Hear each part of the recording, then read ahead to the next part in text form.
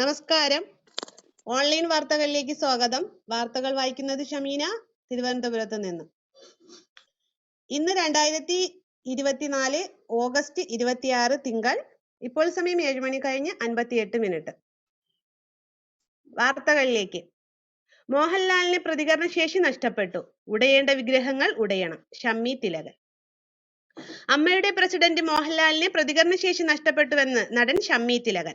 വിവാദങ്ങളിൽ മോഹൻലാൽ മറുപടി പറയുമോ എന്ന് തനിക്ക് സംശയമുണ്ടെന്നും ഷമ്മി തിലകൻ മാധ്യമങ്ങളോട് പറഞ്ഞു. സിദ്ദീഖ്, രഞ്ജിത്ത് എന്നിവർ രാജിവെച്ച സാഹചര്യത്തിലാണ് ഷമ്മി തിലകൻ പ്രതികരിച്ചത്. മോഹൻലാലിന് പ്രതികരണശേഷി നഷ്ടപ്പെട്ടുവോ എന്ന് പണ്ട് താൻ ചോദിച്ചിട്ടുള്ളതാണ്. ഉപ്പ് തിന്നവർ വെള്ളം കുടിച്ചേ പറ്റൂ. അത് ആരാണേലും ഞാൻ അടക്കം ഭയത്തോടെയാണ് ജീവിക്കുന്നത്. ഹേമ കമ്മിറ്റിയാണ് പവർ ഗ്രൂപ്പ് എന്ന വാക്ക് ഉപയോഗിച്ചിരിക്കുന്നത്. അവരുടെ റിപ്പോർട്ടിൽ അതിന് തെളിവുകളുമുണ്ട്. ആ തെളിവുകൾ പ്രകാരമോ ആ ഗ്രൂപ്പിൽ ആരൊക്കെ ഉണ്ടെന്ന് പറയാനാകൂ. ഉടയേണ്ട വിഗ്രഹങ്ങൾ ഉടയണം. വിശ്വാസവഞ്ചന കാണിച്ച വിഗ്രഹങ്ങൾ ഉടച്ചു കളയണം.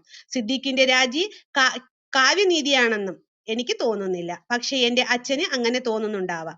കുറച്ചധികം നാളുകളായി ഞാൻ സിനിമ വിട്ടു നിൽക്കുകയാണ്. ഭയത്തിലാണ് കുറച്ചു നാളുകളായി സെറ്റിൽ പോയിരുന്നത്. ഇതൊക്കെ കലങ്ങി തെളിഞ്ഞിട്ട് ഞാൻ ഇനി സിനിമാ സെറ്റിൽ പോവുകയുള്ളൂ. പല പടങ്ങളിലും നിന്നും ഞാൻ ഒഴിവായിട്ടുമുണ്ട്. സംഘടനയുടെ പ്രസിഡന്റ്, താങ്കൾക്ക് ഇതിനെക്കുറിച്ചുള്ള ബോധം ഉണ്ടല്ലോ.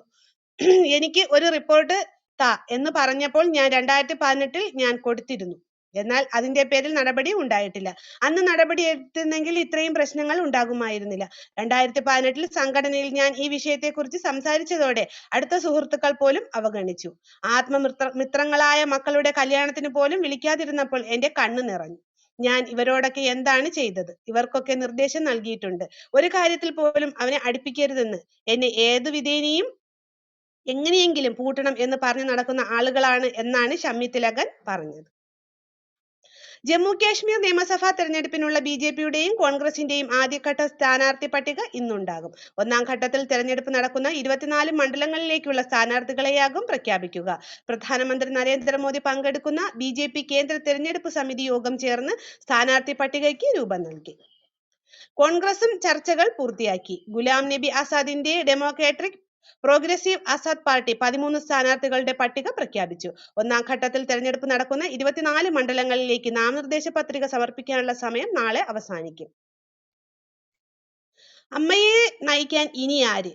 നിർണായക എക്സിക്യൂട്ടീവ് യോഗം നാളെ. ഹേമ കമ്മിറ്റി റിപ്പോർട്ടിന് പിന്നാലെയുണ്ടായ വെളിപ്പെടുത്തലുകളുടെ തുടർന്നുണ്ടായ അനിശ്ചിതത്വത്തിനിടെ താരസംഘടനയായ അമ്മയിൽ തിരക്കിട്ട നീക്കങ്ങൾ. ലൈംഗിക ആരോപണം നേരിട്ട സംവിധായകൻ രഞ്ജിത്തും അമ്മ ജനറൽ സെക്രട്ടറി സിദ്ദീഖും രാജിവെച്ചിരുന്നു. ഇതോടെ പുതിയ ജനറൽ സെക്രട്ടറിയെ കണ്ടെത്തുന്നതിനായി അമ്മ സംഘടനയുടെ നിർണായക എക്സിക്യൂട്ടീവ് യോഗം നാളെ കൊച്ചിയിൽ ചേരും. നിലവിൽ ജോയിന്റ് സെക്രട്ടറി ബാബുരാജിനാണ് താൽക്കാലിക ചുമതല നൽകിയിരിക്കുന്നത്. സിദ്ദീഖ് മോഹൻലാലിന് രാജിക്കത്ത് കൈമാറിയതിന് പിന്നാലെയാണ് ബാബുരാജിന് ചുമതല കൈമാറിയത്. ഇതിനിടെ ആരോപണങ്ങളിൽ കൂടുതൽ പരിശോധന നടത്താൻ സർക്കാർ അന്വേഷണ സംഘത്തെ പ്രഖ്യാപിച്ചിട്ടുണ്ട്. ഇതോടെ പൂർണ്ണമായും നിയമവഴിയിൽ നീങ്ങാനാണ് സംഘടനയുടെ തീരുമാനം. സിനിമാ ചിത്രീകരണം പൂർത്തിയാക്കി സിദ്ദീഖ് ഊട്ടിയിൽ നിന്ന് ഇന്ന് കൊച്ചിയിൽ മടങ്ങിയെത്തുമെന്നാണ് വിവരം. ദിലീപ് ചിത്രത്തിനായാണ് സിദ്ദീഖ് ഊട്ടിയിലെത്തിയത്.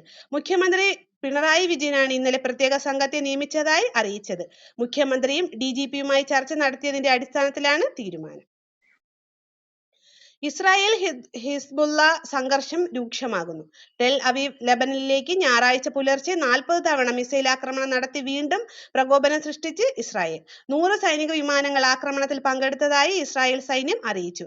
320 കത്യുഷ റോക്കറ്റുകളും ഡ്രോണുകളും ഉപയോഗിച്ച് ലെബനനിലെ സായുധ സംഘടനയായ ഹിസ്ബുള്ള തിരിച്ചടിച്ചു. കഴിഞ്ഞ മാസം ബെയ്റൂട്ടിൽ വെച്ച് തങ്ങളുടെ സൈനിക കമാൻഡർ ഫുവദ് ഷുക്കൂറിനെ വധിച്ചതിന് തിരിച്ചടി നൽകുമെന്ന് ഹിസ്ബുള്ള പ്രഖ്യാപിച്ചിരിക്കവെയാണ് മധ്യ പൗരസ്ത്യ ദേശത്താകെ അപകടത്തിലാക്കും വിധം ഇസ്രായേൽ വീണ്ടും ആക്രമണം നടത്തിയത്. ഹിസ്ബുള്ളയുടെ കൂടുതൽ ആക്രമണം ഉണ്ടാകുമെന്ന ഭയത്തിൽ ഇസ്രായേൽ പ്രതിരോധ മന്ത്രി യോവ് ഗാലന്റ് 48 മണിക്കൂർ അടിയന്തരാവസ്ഥ പ്രഖ്യാപിച്ചു. ഇസ്രായേലിലേക്കുള്ള ആദ്യഘട്ട തിരിച്ചടി അവസാനിച്ചതായി ഹിസ്ബുള്ള അറിയിച്ചു. സംഘർഷം വ്യാപിക്കാതിരിക്കാൻ സഖ്യരാജ്യങ്ങളുമായി അടിയന്തര ചർച്ച നടത്തിയെന്ന് ലെബനൻ പ്രധാനമന്ത്രി നജീബ് മികാതി പറഞ്ഞു. എന്നാൽ ആക്രമണം അവസാനിച്ചെന്ന് കരുതേണ്ടതില്ലെന്ന് ഇസ്രായേൽ പ്രധാനമന്ത്രി ബെന്യാമിൻ നെതന്യാഹു വ്യക്തമാക്കി. ഹിസ്ബുള്ള ആക്രമണം മുൻകൂട്ടി കണ്ടാണ് തങ്ങൾ ആക്രമിച്ചതെന്നാണ് ഇസ്രായേലിന്റെ വാദം. ഇസ്രായേലിലേക്ക് വന്ന ആയിരക്കണക്കിന് റോക്കറ്റുകൾ സൈന്യം പ്രതിരോധിച്ചതായി നെതന്യാഹു അടിയന്തര മന്ത്രിസഭാ യോഗത്തെ അറിയിച്ചു. ഇസ്രായേലിന്റെ 11 സൈനിക താവളങ്ങളും ബാരക്കുകളും ഗോലാൻ കുന്നുകളും ആക്രമിച്ചതായി ഹിസ്ബുള്ള പറഞ്ഞു. ഇസ്രായേലിന്റെ വടക്കേ അറ്റത്തെ തീരമേഖലയായ സഹാരിയയിൽ ഇസ്രായേൽ സൈനിക ബോട്ട് ഹിസ്ബുള്ള ആക്രമണത്തിൽ തകരുന്ന ദൃശ്യങ്ങൾ പുറത്തുവന്നു. ലെബനനിൽ 3 പേർ കൊല്ലപ്പെട്ടതായാണ് വിവരം. ഇസ്രായേൽ ആളപായം റിപ്പോർട്ട് ചെയ്തിട്ടില്ല. വടക്കൻ ഇസ്രായേലിൽ ആകെ ഞായർ ഉച്ചവരെ തുടർച്ചയായി വ്യോമാക്രമണ മുന്നറിയിപ്പ് സൈറണുകൾ മുഴങ്ങിക്കൊണ്ടിരുന്നു. ബെൻ ഗുറിയോൺ അന്താരാഷ്ട്ര വിമാനത്താവളം അടച്ചു. സ്ഥിതിഗതികൾ സൂക്ഷ്മമായി വിലയിരുത്തുകയാണെന്ന് അമേരിക്ക പറഞ്ഞു. പ്രതിരോധ സെക്രട്ടറി ലോയിഡ് ഓസ്റ്റിൻ യോവ് ഗാലന്റുമായി സംസാരിച്ചു. ഇസ്രായേലിന്റെ സുരക്ഷ ഉറപ്പാക്കാനായി അമേരിക്ക യുദ്ധക്കപ്പലുകളും അന്തർവാഹിനിയും അടക്കം മേഖലയിൽ വിന്യസിച്ചിട്ടുണ്ട്. ഗാസയിൽ സമാധാനം പുനഃസ്ഥാപിക്കാനുള്ള ചർച്ചകൾ ഈജിപ്തിന്റെ നേതൃത്വത്തിൽ കൊയ്റോയിൽ നടക്കാനിരിക്കെയാണ് ആക്രമണം. ഗാസയിൽ വെടിനിർത്തലുണ്ടായാൽ ആക്രമണം അവസാനിപ്പിക്കുമെന്ന് ഹിസ്ബുള്ള വ്യക്തമാക്കിയിട്ടുണ്ട്. എന്നാൽ ചർച്ചകൾ നയിക്കുന്ന ഈജിപ്തിനെയടക്കം പ്രകോപിപ്പിക്കുന്ന നിലപാടുകളാണ് ഇസ്രായേൽ തുടരുന്നത്. ഗാസ ഈജിപ്ത് അതിർത്തിയിലെ സൈനിക മുക്ത മേഖലയായ ഫിലാഡൽഫി ഇടനാഴിയിൽ നിന്ന് സൈന്യത്തെ പിൻവലിക്കില്ലെന്നും വ്യക്തമാക്കി. അതേസമയം ഇസ്രായേലിന് ശക്തമായ തിരിച്ചടി നൽകിയ ഹിസ്ബുള്ള നടപടിയെ ഹമാസും പലസ്തീൻ ഇസ്ലാമിക് ജിഹാദും ഹൂതികളും അഭിനന്ദിച്ചു. ഇസ്രായേൽ ഹിസ്ബുള്ള സംഘർഷം മേഖലയാകെ ബാധിക്കുന്ന യുദ്ധമായി മാറാൻ സാധ്യതയുണ്ടെന്ന് ജോർദാനും ഈജിപ്തും മുന്നറിയിപ്പ് നൽകി.